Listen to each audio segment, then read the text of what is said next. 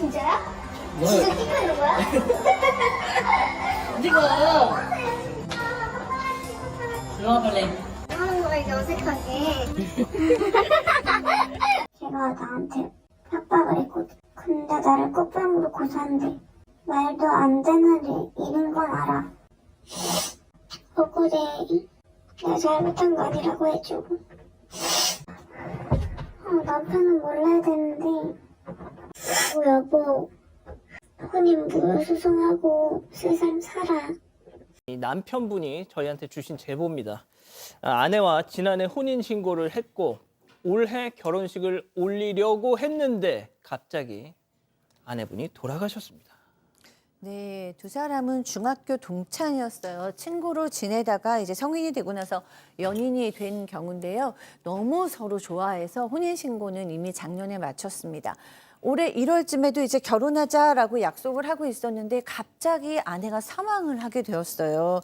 남편은 그때 이제 아는 동생이 전역을 해가지고 1박 2일로 여행 중이었는데 아내하고 계속 통화도 하고 굉장히 즐겁게 연락을 주고받았는데 집에 오니까 아내가 쓰러져 있었고 결국에는 이제 사망을 했습니다. 어머니께서도 저번 설 연휴에 엄마 보고 싶어라고 얘기하면서 친정집에 같이 둘이 왔는데 남편이 아내에 이렇게 뭐 밥을 먹을 때 고기도 얹어주고 이래서 너무 좋았는데 그 모습이 마지막이었다라고 슬퍼하셨고요. 이렇게 될 거라고는 정말 어머니도 남편도 조금도 상상하지도 못했던 일이었습니다. 정말 착하디 착한 내 딸이, 착하디 착한 내 아내가 도대체 왜 죽은 건지 아무도 몰랐습니다.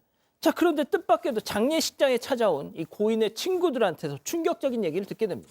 맞습니다. 충격적인 얘기는 성폭행 얘기인데요. 2022년도에 이 아내가 아주 이미 고등학교 때부터 알고 있던 남자 2명한테 성폭행을 당했다라고 얘기를 해가지고 고소를 했는데 그 2명이 증거 불충분으로 혐의 없음, 불기소 결정을 받았다는 얘기를 들었습니다. 근데 이제 이게 문제가 더 큰 문제가 있습니다. 뭐냐 하면 지난해 9월 달에 그러니까 혼인신고가 한 2달 정도 지났을 때 이 가해자 중에 한 명이 너를 꽃뱀으로 엮고서 할 것이다. 협박을 했다라고 합니다. 그래서 이제 고인 입장에서는 이 사실을 친구들한테 알렸다고 또 상의를 했다고 하고 친정 어머니한테 좀 물어보니까 2022년도에 성폭행 사실은 들어서 알고 있었는데 딸이 잘 해결됐다고 해가지고 그런 줄로만 알고 그 이후 상황에 대해서는 잘 몰랐다고 합니다. 자, 딸의 아내의 갑작스러운 죽음도 받아들이기가 힘들었는데 이 아내의 친구들이 전해준 내용, 협박을 당하고 있었다는 이 내용 너무 충격적이었다는 거죠. 자, 이렇게 남편이 아내의 고통에 대해서 전혀 알 수가 없었던 이유 또 있었습니다. 체크포인트 짚어보죠. 남편은 몰라야 돼. 자, 남편분께서는 도대체 그동안 아내한테 무슨 일이 있었는지 알아야겠다 싶어서 휴대전화를 들여다보셨대요. 자, 그랬더니 아내가 직접 촬영한 영상 하나가 나왔다는 겁니다. 그 내용 직접 보시죠. 걔가 나한테 협박을 했거든. 근데 나를 꽃뱀으로 고소한대. 말도 안 되는 일인 건 알아. 억울해. 내가 잘못한 거 아니라고 해주고. 남편은 몰라야 되는데. 여보. 혼인 무효소송하고 세상 살아. 자, 어떻게 보면 지금 저 영상이 사실상 어떤 유언처럼 남기고 간 그냥 영상입니다. 네, 2022년 4월 7일 밤 11시쯤 당시 아내는 친구를 만나러 한 술집에 갔다가 이후 노래방으로 자리를 옮겼습니다. 이때 함께 있던 일행 중 남성 2명은 고등학교 때부터 알고 지내왔던 친구였는데요. 여자 둘, 남자 둘이서 노래방에서 놀던 중에 친구 한 명이 잠깐 자리를 비웠다가 집에 갔습니다. 그런데도 남자 2명은 그 친구 곧 올 거다. 근처 모텔 가서 술 더 마시자. 이렇게 거짓말로 아내를 모텔로 데리고 갔습니다. 아내는 이미 만취한 상태였고 정신이 들었을 때는 모텔 아니었는데요. 집에 가려고 했지만 오랜만에 만났는데 왜 벌써 가냐. 놀다 가라고 붙잡았다고 합니다. 그런데 그 이후 두 남성이 차례대로 아내를 성폭행했습니다. 그중 두 번째 남성은 아내가 울면서 친구라고 생각했는데 너무하다며 몸부림치니까 성폭행을 멈췄다고 하고요. 이후 아내는 집에 돌아가고 나서 바로 경찰에 신고했고 여청과 조사도 받았습니다. 자, 고등학교 때부터 알고 지낸 친구들이라 믿었는데 눈을 떠봤더니 모텔이었다. 그야말로 어떻게 보면 믿었던 친구들한테 배신을 당한 건데, 자, 경찰에 바로 신고도 했고 피해자 조사도 받았는데, 자, 그렇다면 그 가해자 친구 2명 어떻게 됐습니까?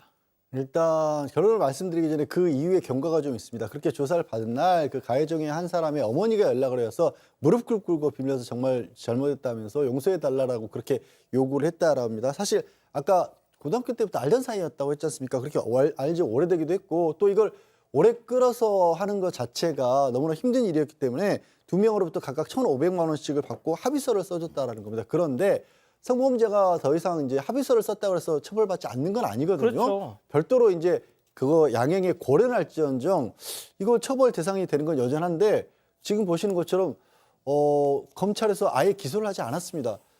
이게 저도 그 불기소 결정문을 좀 읽어봤는데요. 이해가 잘 안 가요. 화면에 나가는 것만 보셔도 동의 없는 성관계로 보이는데 폭행이나 협박 증거가 없기 때문에 그래서 술 취해서 기억이 명확하지 않다라는 이유로 그냥 불기소를 했거든요.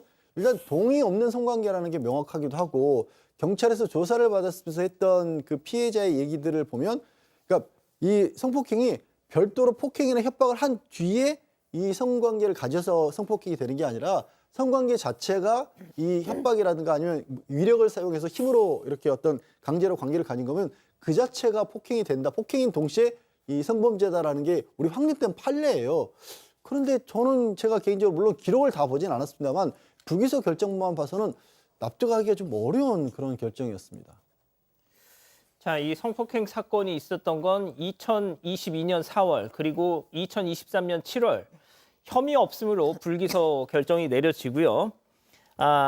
지난해 9월이었습니다. 가해 남성 중 한 명이 뜬금없이 피해자에게 이 고인에게 메시지를 보내면서 협박을 해왔다는 겁니다. 친구에게만 조심스럽게 털어놨던 그 내용, 친구분의 얘기로 한번 직접 들어보시죠.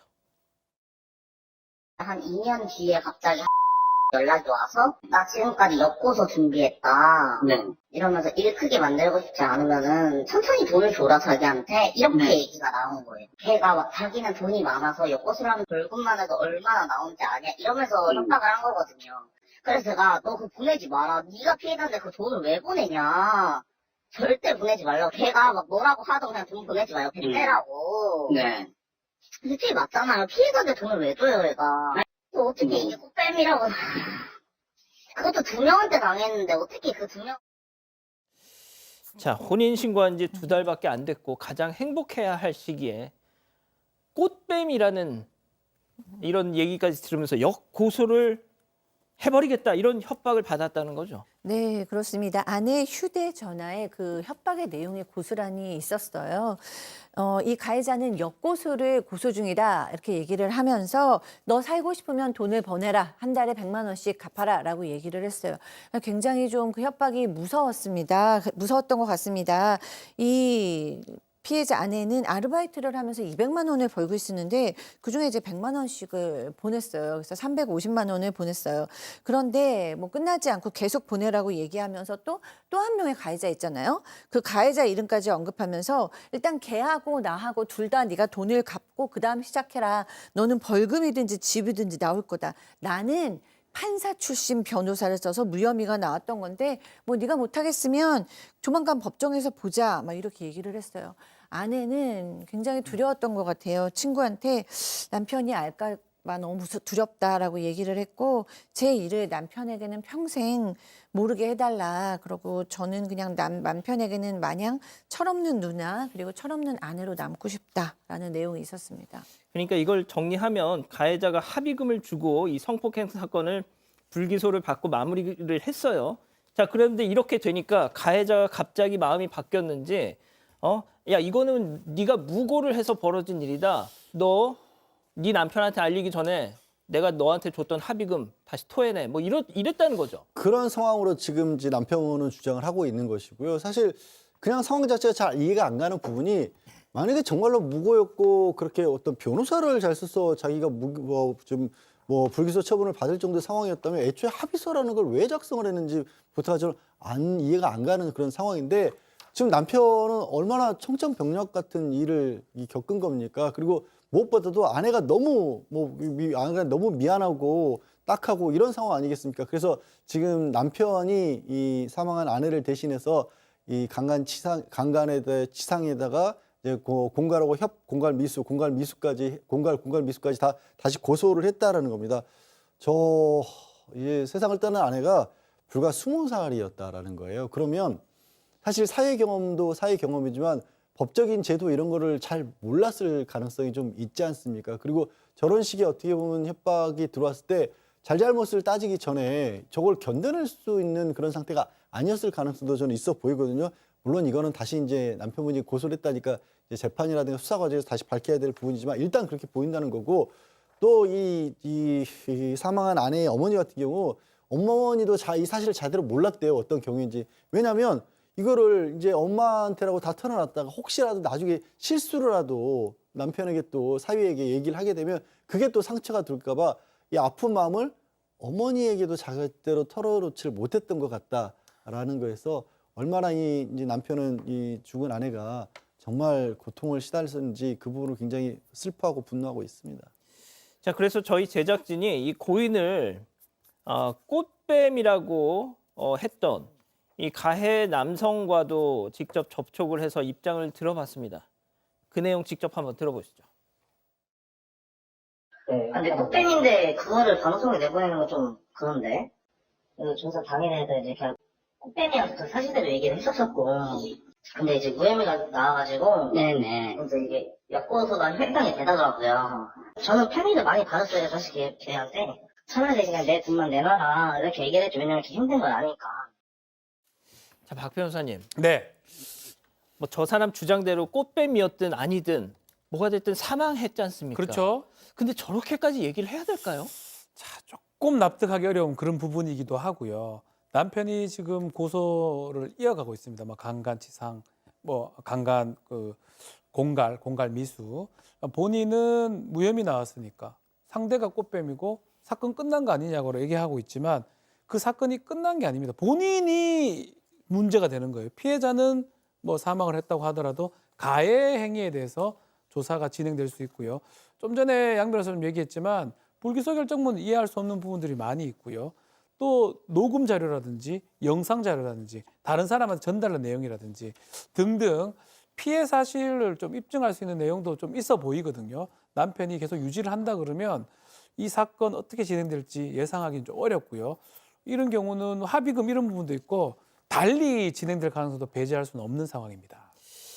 그러니까 뭐 일단 다시 고소장을 내셨다니까 남편분께서 이걸 뭐 수사기관이 알아서 하겠지만 뭐가 됐든 이 고인이 그러니까 사망한 고인을 향해서 저렇게 얘기를 한다는 게 전 솔직히 잘 납득이 안 됩니다.